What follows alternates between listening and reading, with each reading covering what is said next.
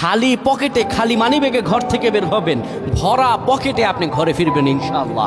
আপনার মানিব্যাগের ভিতরে এই দোয়াটা পরে ফু দিবেন, যেখানে টাকা রাখেন এই দোয়াটা পরে ফু দিবেন, ইনশাআল্লাহ আল্লাহর দেয়া ধন ও সম্পত্তিতে সেই জায়গাটা পরিপূর্ণ হয়ে যাবে যদি আপনি এই দোয়াটা করতে পারেন।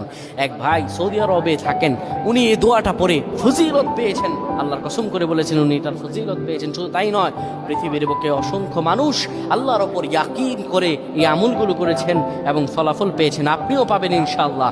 আপনার মানিব্যাগে, আপনার যেখানে টাকা রাখেন সেই জায়গায় এই দোয়াটা পরে আপনি ঘর থেকে বের হয়ে যাবেন কাজের উদ্দেশ্যে, আল্লাহ তাআলা কাজ মিলিয়ে দিবেন।